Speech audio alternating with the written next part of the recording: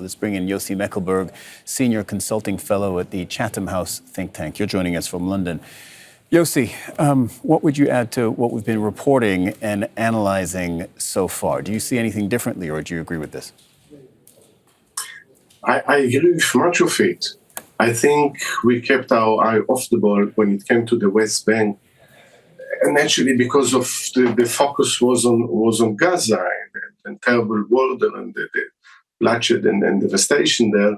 But this is going on, I mean, for years now, but definitely in the last year and a half.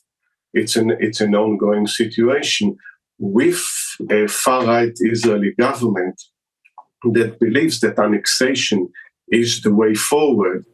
And when there is talk about forcefully expelling most of the Palestinians from Gaza, it also enhances those among the far right, the settler movement, that believe the same should happen in the West Bank.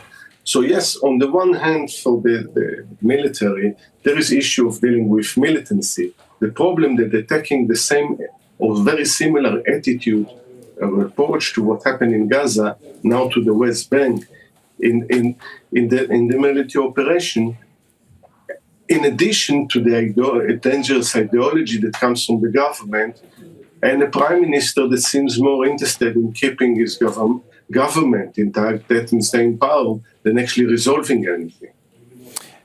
Look, parallels have been drawn between the occupied West Bank and Gaza. For the moment, it's obviously not at all the same situation in terms of the intensity of Israel's military operations in the West Bank. You can't even begin to compare them to what they did in Gaza, which was a full-blown war. I mean, they're on trial for genocide for what they did in Gaza. How far, do you have a sense of how far the Israelis, whether it's the military establishment or the political establishment, are willing to take operations in the West Bank?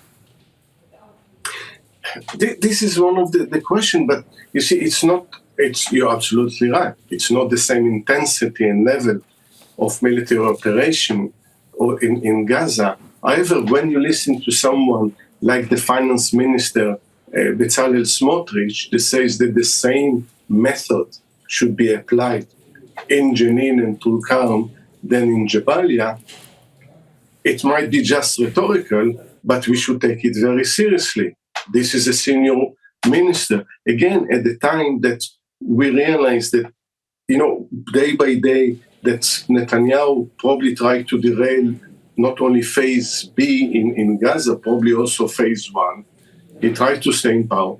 The far right has disproportionate influence within the government. They represent the settler and the idea of annexation, and probably also the ethnic cleansing in Gaza and in the West Bank. We need to take it seriously. That's why we need actually to move for the international community to take it seriously and to warn anyone in Israel not to go down this path.